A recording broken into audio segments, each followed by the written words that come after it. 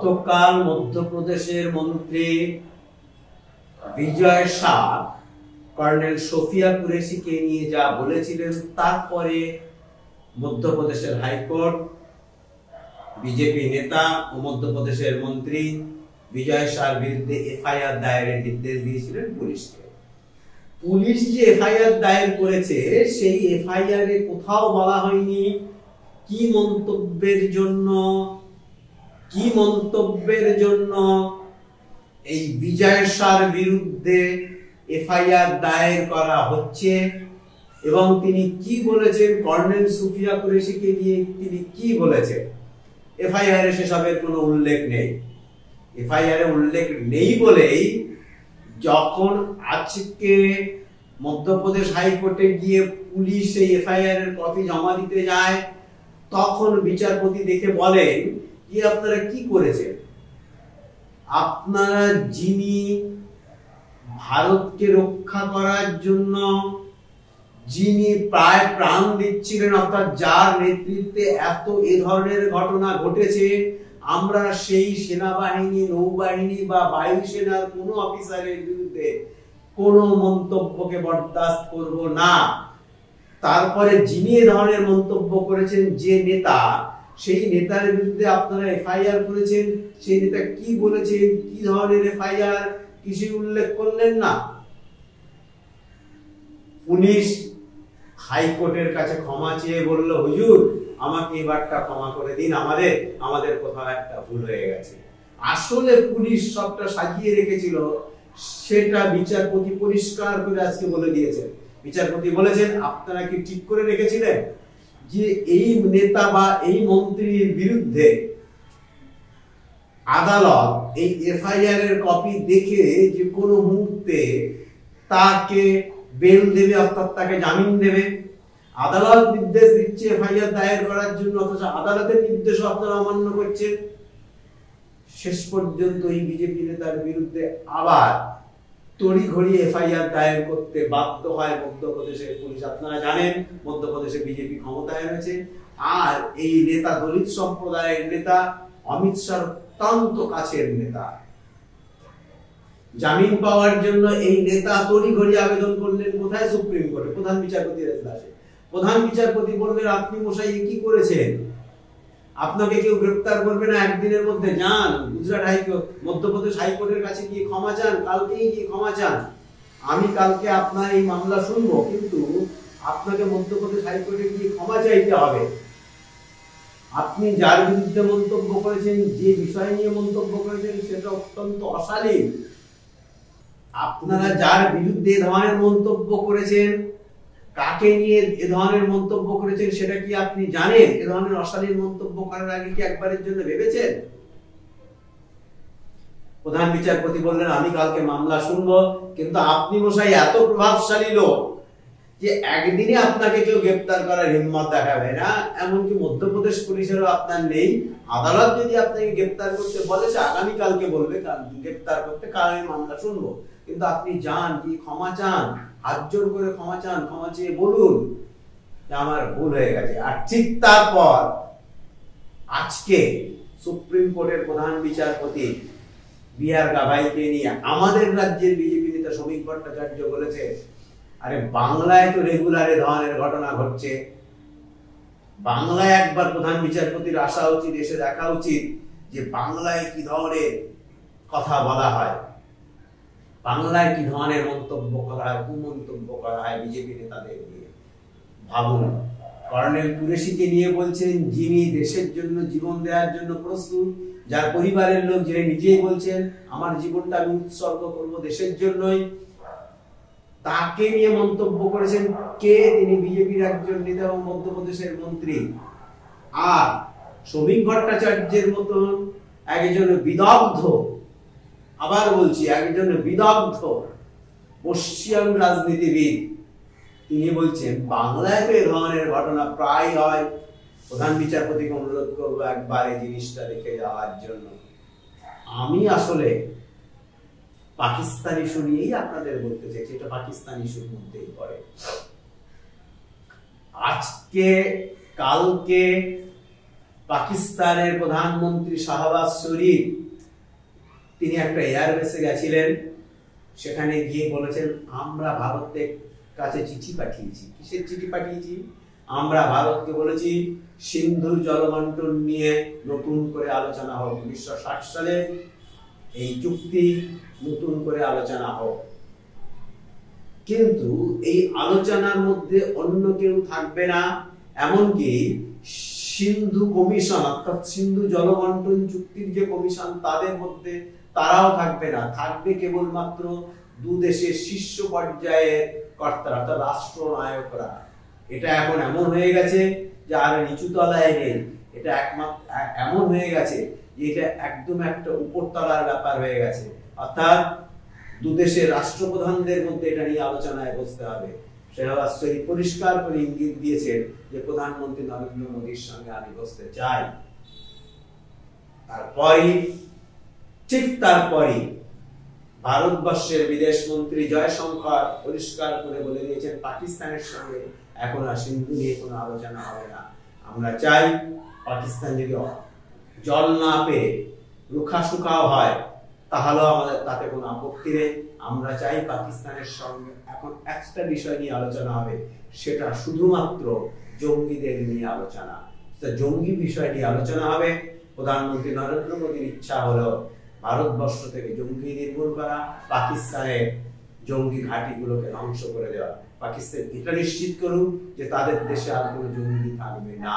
যদি এই আলোচনায় করতে পাকিস্তান রাজি থাকে তাহলে আমরা এই ইস্যু নিয়ে বসতে রাজি রয়েছে। এমনকি শাহবাজ শরীফ ইঙ্গিত দিয়েছে যে তারা কাশ্মীর নিয়ে আলোচনায় বসতে রাজি, অর্থাৎ দুটো কাশ্মীর নিয়ে, একটা হচ্ছে আমাদের কাশ্মীর আর একটা হচ্ছে পাক অধিকৃত কাশ্মীর। এই দুটো কাশ্মীর নিয়েও তারা আলোচনায় বসতে রাজি। ভারত অবশ্য পরিষ্কার জানিয়ে দিয়েছে এখন কোনো আলোচনা হবে না, আলোচনা পরে হবে, আগে আলোচনা হবে জঙ্গি নিয়ে। কিন্তু ভারতবর্ষের উপর যিনি চাপ বাড়িয়ে রেখে চলে গেলেন তার নাম হলো আমেরিকার প্রেসিডেন্ট ডোনাল্ড ট্রাম্প। ট্রাম্পের সঙ্গে নরেন্দ্র মোদীর গলায় গলায় সম্পর্ক। এমনকি ট্রাম্প যখন দ্বিতীয়বার ক্ষমতায় এলেন তখন নরেন্দ্র মোদী গেলেন, নরেন্দ্র মোদীর গলা জড়িয়ে ধরে ডোনাল্ড ট্রাম্প বললেন ভারতবর্ষের প্রধানমন্ত্রী আমার সবচেয়ে ঘনিষ্ঠ বন্ধু, বিশ্বের তা বড় রাষ্ট্রনায়কদের মধ্যে একমাত্র প্রধানমন্ত্রী নরেন্দ্র মোদী আমার সবচেয়ে বন্ধু। সেই ডোনাল্ড ট্রাম্প যখন মধ্যপ্রাচ্য সফরে এলেন, সৌদি, কাতার এসব সফর করে আসতে চলে এলেন কোথায়? সংযুক্ত আরব আমিরাতে। এই সফরগুলো তো যখন তিনি করছেন, একটার পর একটা সফর যখন তিনি করছেন, তখন তিনি পরিষ্কার করে ইঙ্গিত দিচ্ছেন যে তার এই সফর সফল, অর্থাৎ তিনি যে উদ্দেশ্য নিয়ে মধ্যপ্রাচ্যে এসেছিলেন বাণিজ্য করার জন্য, সেই বাণিজ্য তিনি সফলভাবে করতে পেরেছেন। আর ঠিক যাওয়ার বেলায় প্রধানমন্ত্রী নরেন্দ্র মোদীকে যে চাপ তিনি দিয়ে গেলেন, আমার সাংবাদিকতায় যতটুকু ধারণা তাতে আমার মনে হয়েছে এটা ভারতবর্ষের কাছে একটা বিরাট চাপ। ডোনাল্ড ট্রাম্প আজকে পরিষ্কার করে বলেছেন, এই 6 দিনে 6 বার একই কথাই বলেছেন, আমি ভারত এবং পাকিস্তানকে বলেছিলাম, আজকেও বলেছেন আমি ভারত এবং পাকিস্তানকে বলেছিলাম। কি বলেছিলাম? ভারত এবং পাকিস্তানকে বলেছিলাম এখন যুদ্ধ করার সময় নয়। যে ধরনের অস্ত্র ব্যবহার করা হচ্ছিল এই যুদ্ধে তা দেখে আমি প্রথমে অতটা বিশ্বাস করিনি, কিন্তু আস্তে আস্তে সেই অস্ত্রগুলো দেখে আমি আটকে উঠেছিলাম এই যুদ্ধ ভয়ঙ্কর হতে যাচ্ছে। আমি তখন বলেছিলাম এটা যুদ্ধ করার সময় না, এটা আসলে ব্যবসা করার সময়। আসুন আমরা ব্যবসা করি, ভারত এবং পাকিস্তানের মধ্যেও ব্যবসা হোক, ভারত এবং আমেরিকার মধ্যেও ব্যবসা হোক, বা আমেরিকা এবং পাকিস্তানের মধ্যেও ব্যবসা হোক। শেষ পর্যন্ত আমি এই চাপ দিয়েছি এবং সেই চাপের ফলে ভারত এবং পাকিস্তান রাজি হয়ে গেছে যুদ্ধ বন্ধ করতে। যদিও যদি যুদ্ধ না, আমি প্রথম দিকে ভেবেছিলাম, হয়তো 2-3 দিন আগেও আমি ভেবেছিলাম হয়তো এই যুদ্ধ বন্ধ হয়নি, কিন্তু আজকে আমার মনে হচ্ছে যুদ্ধ পুরোপুরি বন্ধ হয়ে গেছে। কিন্তু ডোনাল্ড ট্রাম্প মারাত্মক কথা বলে চলে গেলেন কাতার থেকে তিনি চলে এসেছেন কোথায়? সংযুক্ত আরব আমিরাতে। ঠিক কাতার বিমানবন্দরে দাঁড়িয়ে তিনি যা বললেন, আর কাতারের সঙ্গে যে বাণিজ্য চুক্তি করলেন ডোনাল্ড ট্রাম্প, তাতে ডোনাল্ড ট্রাম্প খুশি। কাতারের রাজপ্রাসাদ দেখে তিনি হা হয়ে তাকিয়ে রয়েছেন, বলছেন কি রাজপ্রাসাদ, কিসের রাজপ্রাসাদ, কি দিয়ে তৈরি এই রাজপ্রাসাদ। তারপরে যে যে চুক্তি হয়েছে, ডোনাল্ড ট্রাম্প নিজে বলছেন যে আমেরিকার ইতিহাসে কখনো এই ধরনের বাণিজ্য চুক্তি কাতারের সঙ্গে হয়নি, মধ্যপ্রাচ্যের সঙ্গে হয়নি। সৌদি, কাতার এবং সিরিয়ার সঙ্গে যে যে চুক্তি করে গেলেন ডোনাল্ড ট্রাম্প, তা আমেরিকার ইতিহাসে প্রথম। সফল বণিক বলা যেতে পারে এই মুহূর্তে ডোনাল্ড ট্রাম্পকে। তিনি পরিষ্কার কাতারে দাঁড়িয়ে অ্যাপেলের কর্তাকে বলেছেন, ভারতবর্ষে বাণিজ্য করবেন না আপনারা, ভারতবর্ষে অ্যাপেলের আর কোনো জিনিসপত্র তৈরি হবে না, এক্ষুনি আপনারা অ্যাপেলের জিনিসপত্র তৈরি করার কারখানা বন্ধ করে দিন ভারতবর্ষে। কারণ ভারত যেভাবে কর বসায়, বিশ্বের আর কোনো দেশ সেভাবে কর বসায় না। আমার কথা নয়, কিন্তু আবার বলছি ডোনাল্ড ট্রাম্পের কথা। ভারত বিশ্বের অন্য কোনো দেশের চেয়ে অনেক বেশি করে কর বসায়। সুতরাং অ্যাপেলের আর কোনো সংস্থা ভারতবর্ষে কোনো কিছু আর উৎপাদন করতে পারবে না। অ্যাপেল বড় সংস্থা, মোবাইল ফোন থেকে শুরু করে অনেক কিছুই তাদের ব্যবসা আছে আমাদের দেশে, তার সমস্ত যন্ত্রপাতি এখানে তৈরি হয়, তাই জন্য জিনিসপত্রের দাম কম হয়। ডোনাল্ড ট্রাম্প বলছেন ভারতবর্ষে করবেন না, চলুন আমেরিকায় গিয়ে করুন বা অন্য কোনো দেশে করুন, কিন্তু ভারতবর্ষে নয়।